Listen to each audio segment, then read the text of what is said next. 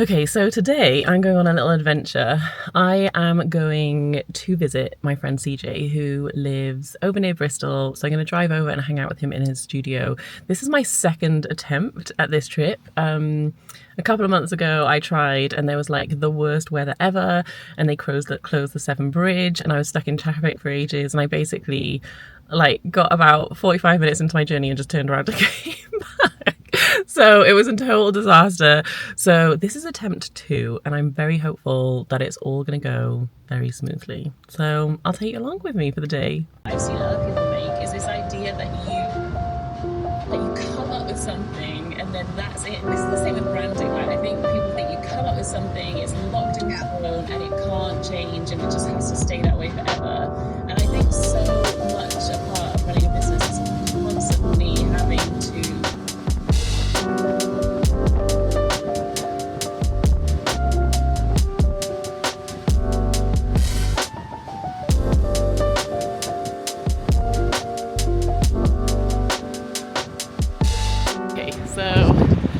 parked up. It's very windy, but it's so nice to be right by the sea. I'm really looking forward to going to see CJ. I'm just walking down to his studio now. Yeah, it was such a smooth journey. So last time I tried to come, like I said, I just had to turn around and come back. So it was so nice how easy it was. I listened to a podcast episode.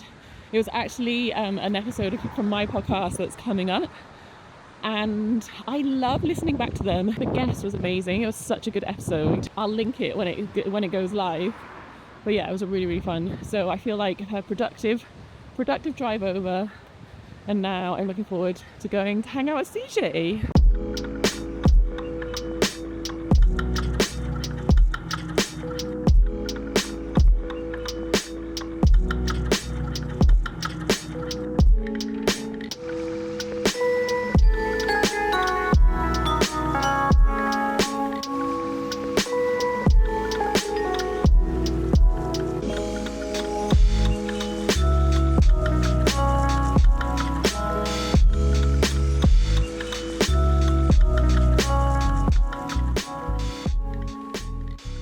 So this is yours as well. Look, I have this. Oh my ideas God, for yes! life. Ideas for days, even, isn't it? Ideas for days. That's so funny. I have that. I keep that because I have a massive one saying drawing I attention. know, so good. And then I have this little one which is ideas. The smallest pencil and the biggest pencil. Yeah. So I've had that for ages. So I'm a bit of like a hoarder because I love all the hats and all the different bits and that. Yeah, I got like Laura Nipson hats and stuff. Which is got that's cool. And the MoMA hat and some cool hats. The hat's cool. The skateboards are probably the most some of my prized possessions. This BAM deck.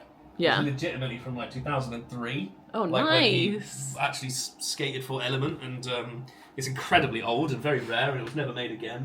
That's pretty cool. The Santa Gata Studios jersey. That's the Basement Yard podcast. Oh yeah. Yeah, Joe Santagato and Frank Alvarez from that podcast, the idiots. Yeah. So I got to meet them and hang out with them. That's cool. So my claim to fame is I know sort of Joe Santagato now and have his number, which is very cool. That's very it's very cool. Yeah, that was by accident. Casual. So I've got his number. I loved that podcast so much. It's just one of those podcasts where whenever I'm feeling really crap and I just need distraction, it's the perfect thing because it's just fucking chaos. It's just dumb, silly shit.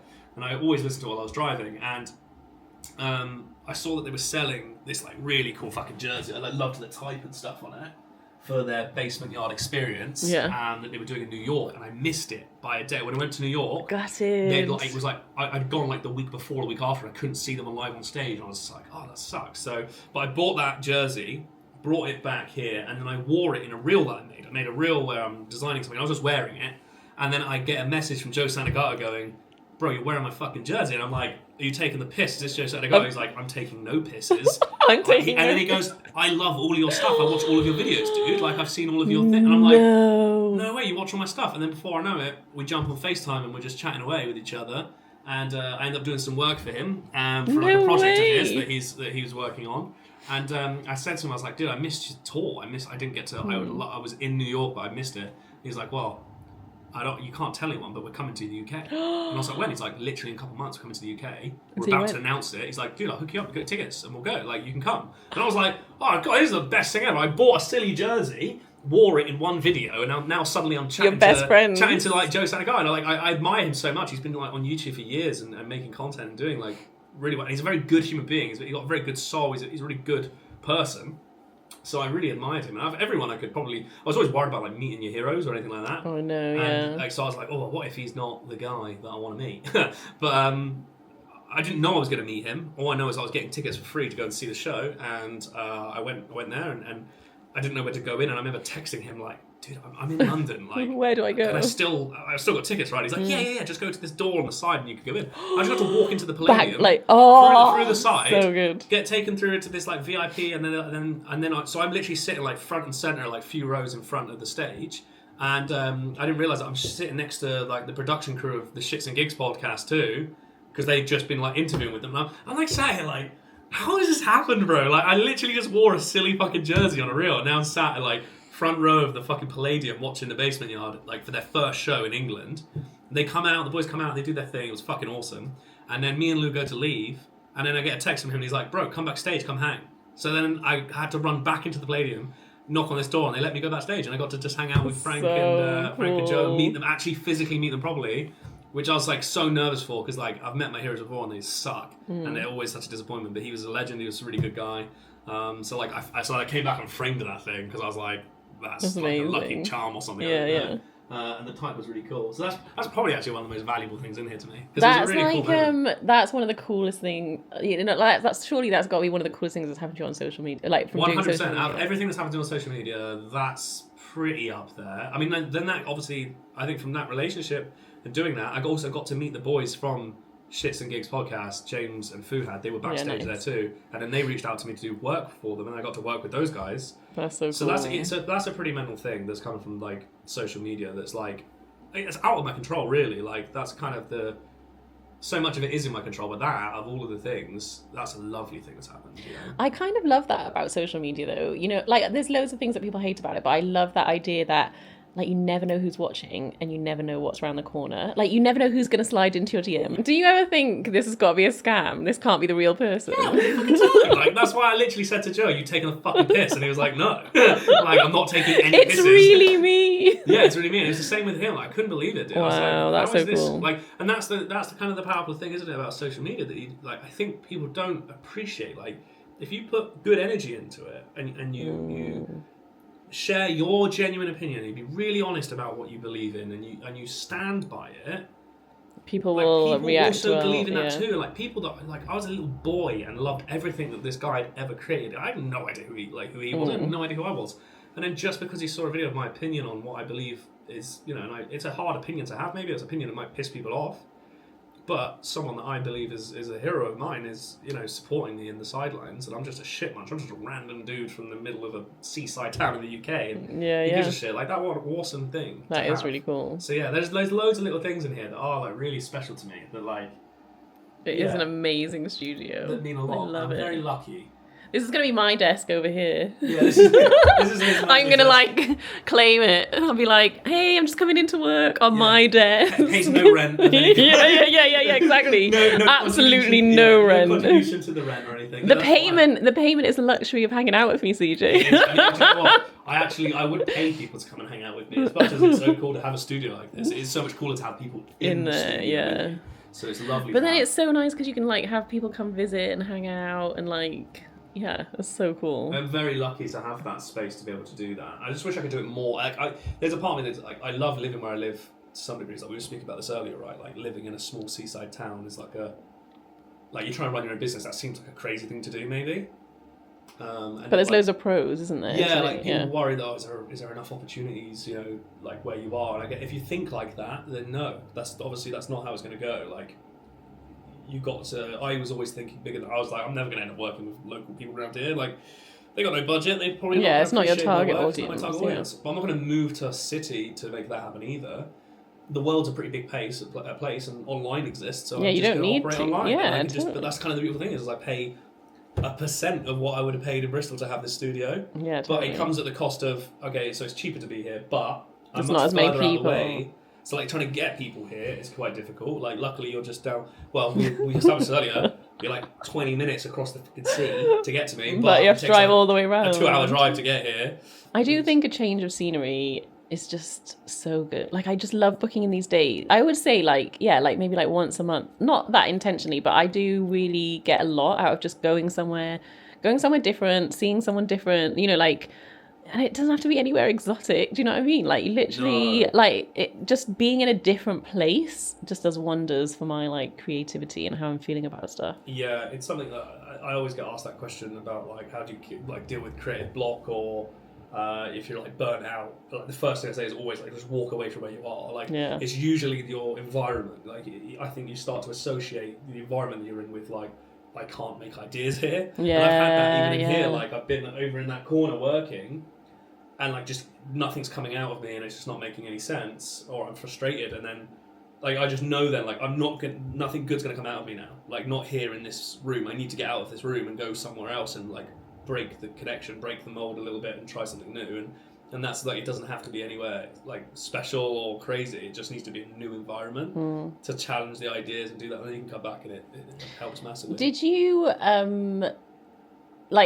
find that you had to sort of almost like deconstruct, like, because you worked in an agency, so like 9 to 5, I feel like I had to unlearn all of the kind of like ideas I had of, I have to sit at my desk from this time, then I take this lunch hour, and then I do this, and even if I'm not feeling productive and I'm not working, I have to look like I am, even if I'm not. And I feel like it took me a while to not feel guilty for just like going out for a walk because I wasn't feeling very inspired. I think that's taken me probably like 2 or 3 years to fully be, and I don't know if I'm still okay with it. Like there's still moments where I'm like, we're not moving the needle forward. Like if I stop, everything stops. Like, and if I don't come in, like nothing moves forward. So I'm a very proactive person. Like I think you have to be a freelancer or run your own business. Like you can't be lazy like at all, but you also like you do need to know how to take a break. Like, and I didn't do that for a long time. I would spend every like waking minute in here. I wouldn't take lunch, or like again like you'd be like, oh, I'll totally take 20 minutes because I have to. Yeah. And like,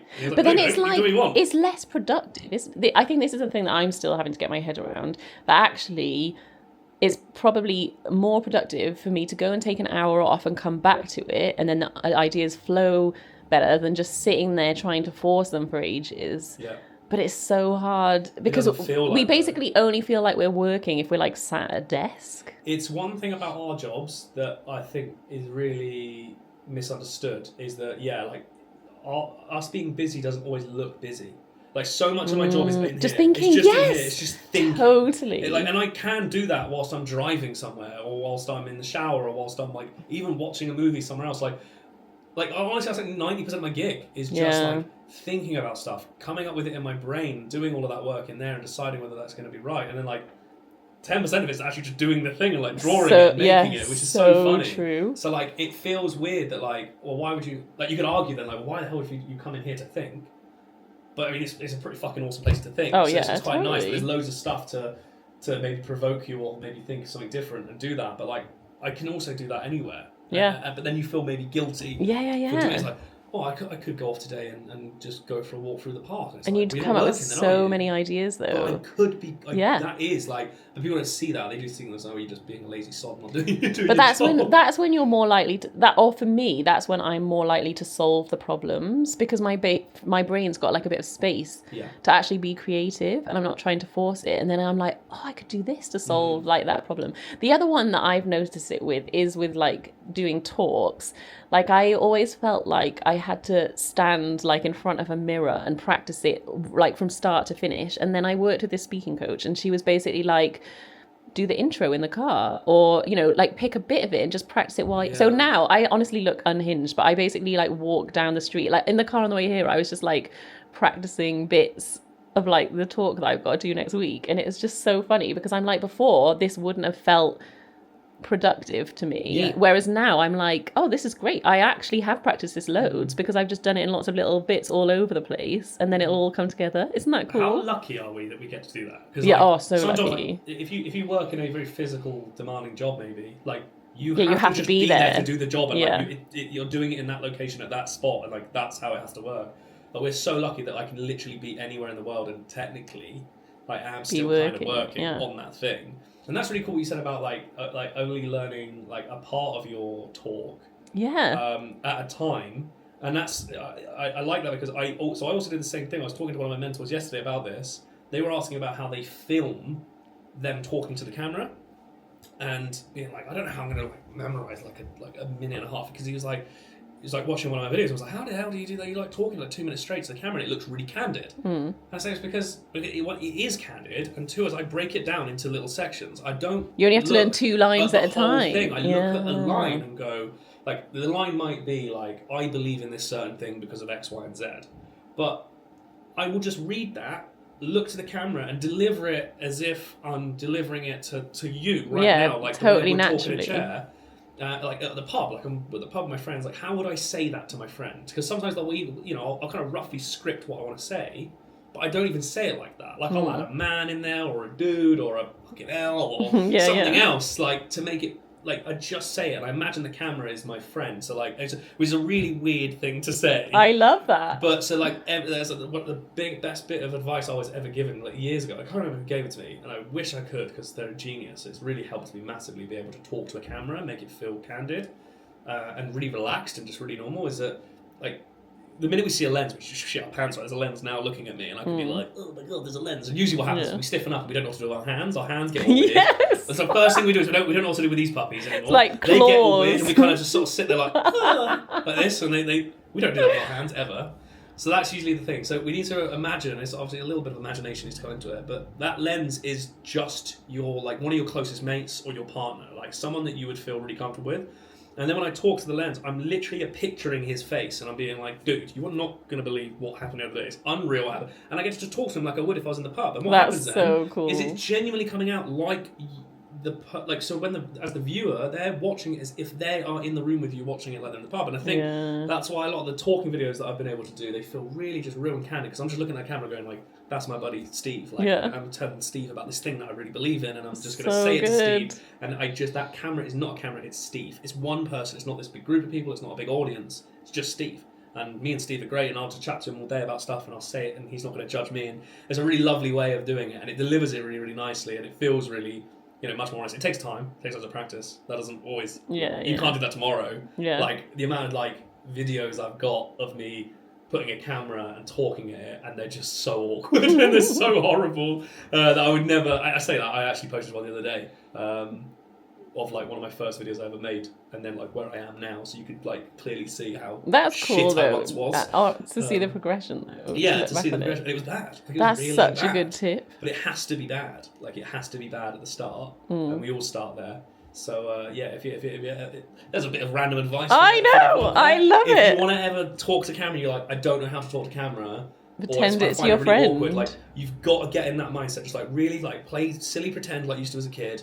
That camera is not a camera. It is your best mate that you know, and like actually picture them as that thing, and you'll talk all day long to it and break it into those little sections. Just like all I need to say is that thing. Like how would I actually say that? And just deliver it. And then you can deliver it 3 or 4 times if you want to. And then when you edit it, you just cut them all together, and it feels like one natural thing. And then if you don't know what to do with your hands, that's the other thing. If you don't do your hands, if you're like weird about that, and you're like ever talking on camera, you don't do your hands, hold something. Oh, nice. Holding something is like the best thing, like just even if it's like a remote or something, but now your hands actually feel natural and normal, so like they're not sort of sat here like this. Hello. Like a claw hand. Yeah, like some weird claw. Hello, my name is CJ. Like it's weird, right? So like if you hold something, it's much easier. Suddenly like you'll just talk about it. It'll relax you a little bit as well, because you'll just play with it in your hand or you'll do something. So there you go. My goodness, this turned into a social media masterclass by accident. I love it. Thanks. I'm glad I could be of service there.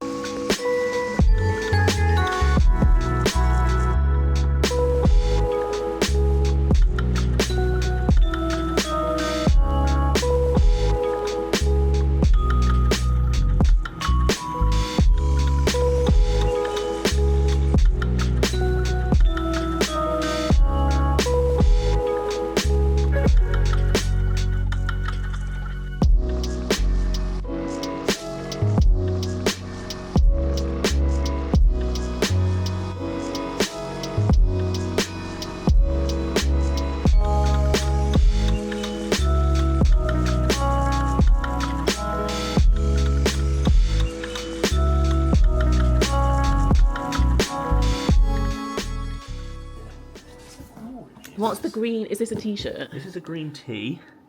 I love anything green. Yeah, I did think you liked anything green. This is a large tee. Oh no, that's good. I like an oversized. Yeah, that's definitely going to be oversized on you. Oh no, I think that's perfect. Yeah? Look at it. Yeah. Large, yeah? Yeah, I think a large green tee. Large green tee of that. And then I've got some this black is so tees. fun. No, this is perfect. Green tee. You just want a green tee? Yeah, just a green tee. No, I don't want to What about like a nice jumper as well, like a stone That's massive. This is quite big. I've got a small one. Yeah, perfect. Oh yeah, love it. Medium, that should That'd be good perfect. for you. Yeah. Yeah? Oh, Okay, cool. So on the green tee, Yeah. what would you like? I mean, it's tough. Some stuff won't work because I'm running out of stuff. On the green tee, that big one would look quite good on it. I think I've only literally got a couple of these left. Yeah, there's literally 2 of the white left in there. So that would look good on a green tee. Yeah, I love that one. Alongside Yeah. that. Yeah, nice. That would look really Perfect. cool. But then it also that looks really great on the stonewashed black as well. Does the Shaka hand go? And then, on one or of you them? can just have the Shaka hand. Yeah, you maybe can just, that on one of them, like that on the jumper and this on the tee. Yeah, is that what you want? Yeah. I think so. Yeah, What do you absolutely. reckon? Yeah, so We Shaka can- on the So we'll jumper. do a Shaka on the jumper, and then the green tee. And will then the get green- yeah, that, which will nice. look fucking rad on it. Yeah. I think Sweet. the little one still looks really cool. It's just a the little one on this will look awesome. This heat press thing is so cool. Yeah, it's awesome. I've done it for years and years. Oh, nice! Look at the little measuring. Yeah, so this will help you get it like basically That as is so center cool. or straight. So somewhere in that world would give you a perfect left breast print. So that's all you're ever doing is just kind of going, well, where am I going, left breast or center? Yeah, nice. For this, center will look really cool. And we'll just kind of, I eyeball most of it, like most of the time, and just go, yeah, that looks cool.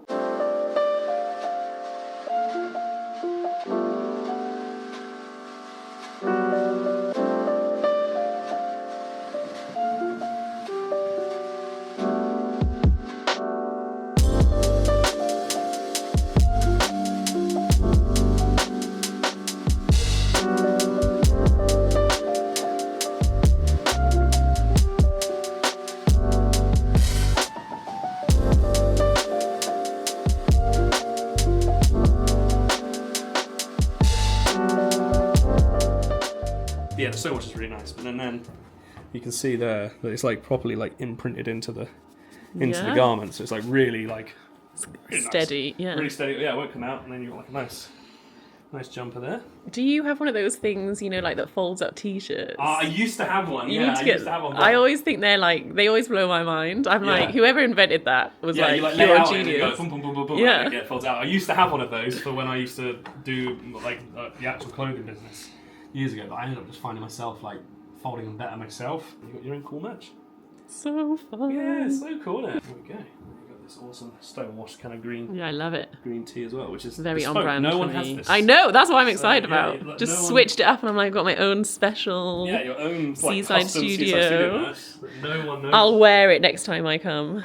When I come to work here. Yeah, you've got the uniform now. Yeah, Yeah. You could definitely. Be on brand. Amazing. And you get thank you cards like that, Yeah, I love those. and then like some stickers there. Love it. You've then got you- it all set up, your little Yeah, and then you- packing yeah. station. And then like all the stuff down here, like you get So smart. those. You don't need to put it. You're gonna do it properly. You're going to do it properly. No, not. Neil's going to be like, what have you been buying? I was like, No, it's free. just shopping for clothes. Oh, right, Perfect. you got your own parcel. Look.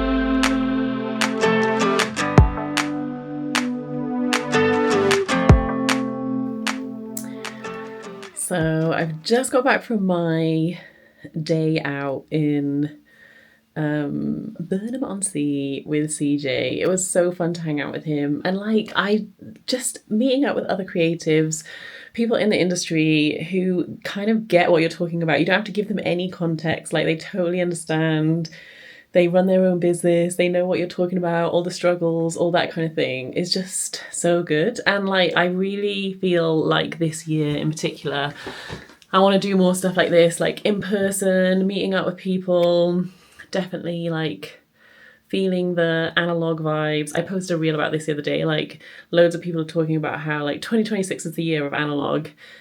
And I really feel like that is, yeah, I think that's going to be true, which is why I feel so excited about doing my podcast event. I'm filming all the behind the scenes of like putting on a in-person like live podcast recording with an audience. So yeah, it's been a really good day. I feel like I've benefited so much just from a change of scenery, like hanging out with someone that I don't get to see that often. And I just love it when like basically online friends become in real life friends, and I'm definitely going to do more of this sort of thing. Change my scenery, go on little day trips, hang out with different people in 2026. I think it's going to be good. So yeah, I hope you enjoyed and also appreciated all the amazing tips that CJ shared in our little kind of like impromptu podcast recording in his studio, where we were just chatting and I was like, you know what, I'm just going to click play on the camera and film some of this. So yeah, it was a good day.